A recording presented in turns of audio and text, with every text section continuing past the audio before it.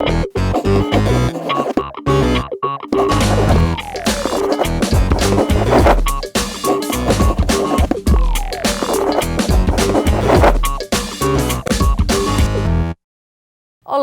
No Escola Viva desta semana vamos falar sobre o uso do audiovisual na educação.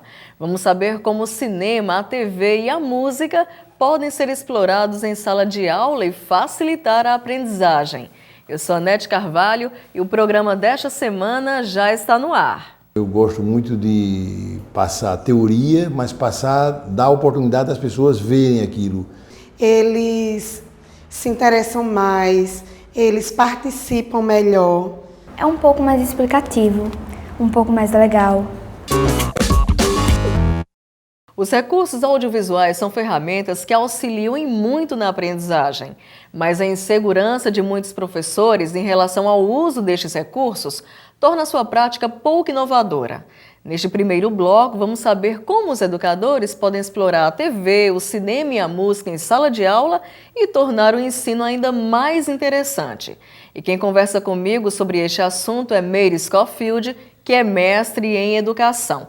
Professora Meire, por que é importante mesmo explorar os recursos audiovisuais em sala de aula?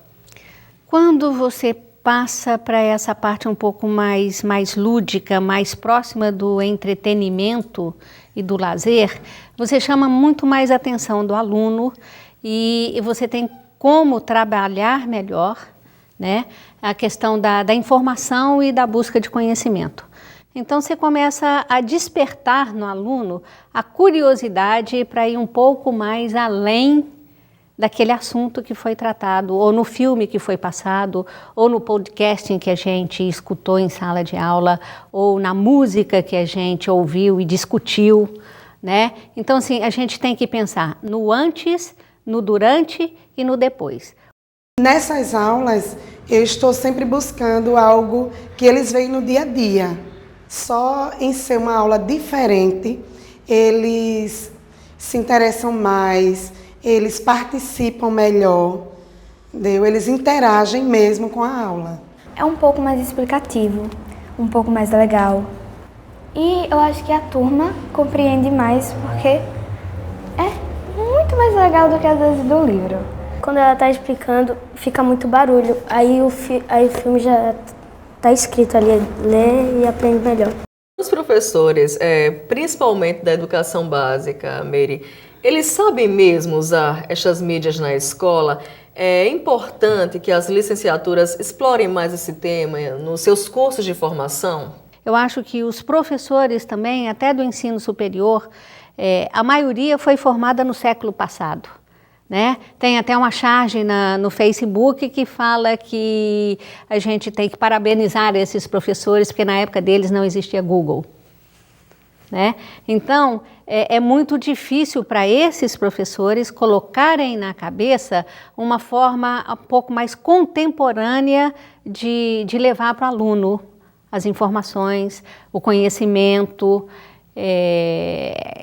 Tem alguns que têm uma resistência muito grande. Como os professores da educação básica foram formados por esses professores, né? É engraçado a gente falar do século passado, que parece estar muito longe. Não está muito longe, não, porque senão eu vou me incluir no século passado, né? Todos nós. Todos nós. Então, assim, fica muito complicado o professor que foi formado sem o Google, sem as mídias, né, sem as tecnologias de informação e comunicação, passar para esses professores da licenciatura que estão sendo formados agora, uma forma de agregar valor às mídias em sala de aula. Então, na verdade, ainda existe muita resistência por parte desses professores e de algumas escolas também, não é isso? Muita resistência. Para as escolas fica um pouco mais caro, um pouco mais oneroso ter as mídias em sala de aula, né? Mesmo a gente tendo alguns projetos do MEC que incentivam isso, nem sempre é viável. É interessante, professora, que o professor, por exemplo, seja da escola ou da universidade, prepare uma relação com sugestões de filmes, programas de TV, álbuns musicais que sirvam de referência para esse aluno, ou não? Ele pode trabalhar essas mídias de outra forma? Olha, o site do MEC tem o portal do professor, onde tem lá N informações e sugestões sobre mídias para serem usadas em sala de aula, né? Inclusive, você pode até baixar alguns vídeos que ficam disponíveis no site. O problema é, como eu estou te dizendo, lá no fundão do Brasil, às vezes é mais difícil ele ter acesso à internet para baixar um filme, para ter esse tipo de informação que está lá no site. Então, ele fica meio perdido. Aí é mais fácil o ensino tradicional. Agora, recentemente, para a gente finalizar, a Universidade Federal do Rio Grande do Sul incluiu um LP, né, da Tropicália na lista de assuntos cobrados em seu vestibular. Essa é uma tendência que deve ser seguida também por outras instituições? Eu achei perfeito, achei fantástico, né? Porque eu acho que é por aí sim, porque você dá uma cara, igual eu falei no início, uma cara de entretenimento, né, ao estudo, à pesquisa. Então, assim, a Tropicália é da época do pai ou, quem sabe, do avô daquele aluno que vai prestar o vestibular, né? Isso faz com que ele descubra algumas outras coisas que vinha acontecendo pelo mundo e que ele não tinha se antenado ainda, né? O movimento da Tropicália foi muito importante e é importante até hoje. O que nós vivemos hoje é muito consequência, né, dos movimentos da época. Então, acho que a gente resgata uma história, a gente utiliza as mídias que estão aí, porque vai chegar uma hora que quem não utilizar as mídias está fora, não vai conseguir mais nada, né? Então, eu achei fantástico e acho que a tendência é essa mesmo. Que bom saber disso. Professora Meire, muito obrigada por sua entrevista, pela presença na Escola Viva desta semana. Obrigada, viu? Não, por isso. No próximo bloco, vamos conversar com um professor de comunicação social que sempre faz uso do audiovisual em suas aulas. Não saia daí, o Escola Viva volta daqui a pouco.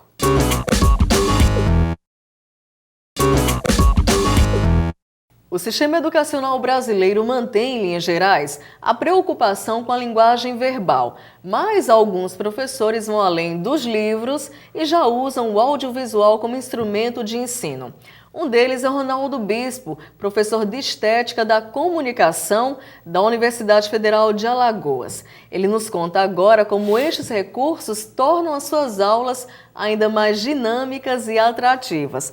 Professor Ronaldo, em que momento você decidiu usar o cinema e a música como instrumentos de ensino? Como professor de Estética e de Estética da Comunicação dos cursos de Jornalismo e Relações Públicas da UFAL, é inevitável que eu utilize vários recursos multimediáticos para abordar todas as linguagens possíveis das artes, né? Então, apesar de ter muito apreço pelas aulas expositivas, pela apresentação de ideias, desde as primeiras aulas eu apresento material visual, seja projetando imagens artísticas tradicionais e posteriormente utilizando documentários, claro, usando a projeção multimídia em aulas feitas em PowerPoint, por exemplo, e também cada vez mais utilizando gravações de áudio que depois podem ser ouvidas pelos alunos em casa, em outros suportes. Então, é uma agregação de mídias necessária para a melhor apresentação do conteúdo que eu trabalho. Desde o início da minha prática docente, que eu tenho usado muito, de início eu usava muito videocassete. Eu sempre entendi como muito importante o aluno fazer um paralelo entre o tema e o filme exibido ou o documentário exibido. Então, já desde 2000 que eu faço isso. Então, eu gosto muito de passar teoria, mas dar oportunidade das pessoas verem aquilo. Os alunos ficam mais animados quando o senhor diz, olha, vai ter um filme, vai ter uma música, vai ter um documentário. Eu posso dizer que são aulas até mais interativas? O envolvimento é maior, né? Nós temos mais atenção. E mesmo nesses casos, a gente vive hoje a era da segunda tela, né, ou das multiplataformas. Então, se nós não conseguirmos dinamizar e diversificar as fontes de atenção do aluno, certamente vamos perdê-lo para as mídias sociais que continuam sendo acessadas mesmo durante a aula. Você também estimula, professor, a produção do audiovisual entre os seus alunos, assim, o que já foi produzido nesse sentido, enfim? Os alunos chegam a mim numa fase ainda inicial do curso, terceiro e quarto períodos. Então ainda não tiveram algumas noções importantes de produção de vídeo e de telejornalismo e outras questões práticas importantes. Ainda assim, é hábito nas minhas disciplinas terminarmos com atividade prática. Em estética, os alunos são convidados a fazerem uma criação estética e em estética da comunicação, os alunos fazem um produto midiático.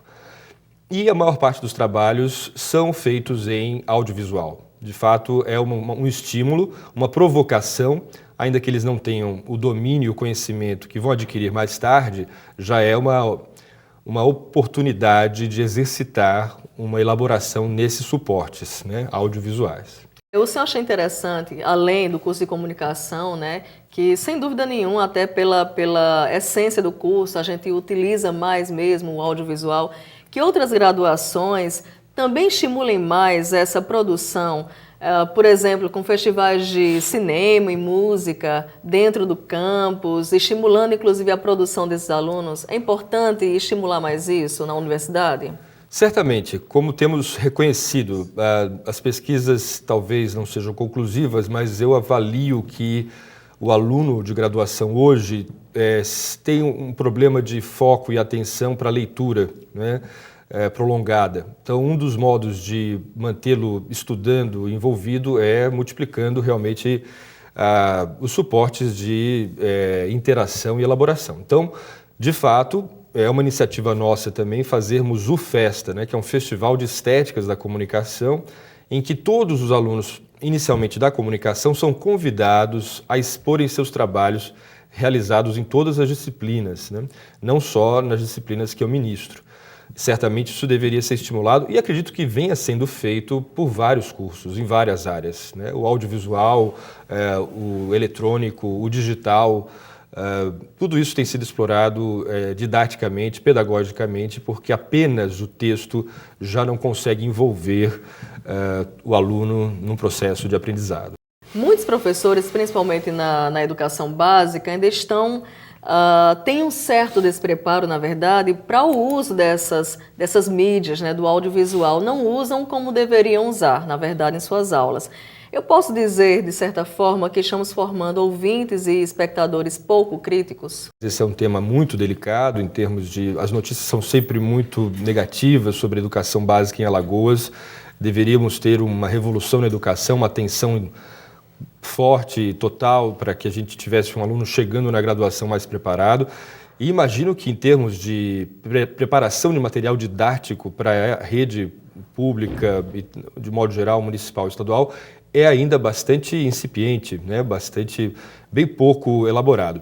Então, tanto o professor tem dificuldade de apresentar esse material, como o aluno provavelmente de absorver. E isso merece toda a atenção da área de pedagogia, educação, junto com comunicação, EAD, educação à distância, para a construção desses conteúdos. É importante investir mais nisso, sem dúvida nenhuma, né? Com certeza. Professor Ronaldo Bispo, muito obrigada por sua presença também aqui no Escola Viva desta semana. Eu que agradeço. Disponham. E o Escola Viva desta semana fica por aqui. Você pode falar com a nossa produção e sugerir novos temas pelo 3337-1996. Muito obrigada por sua companhia e até o nosso próximo encontro.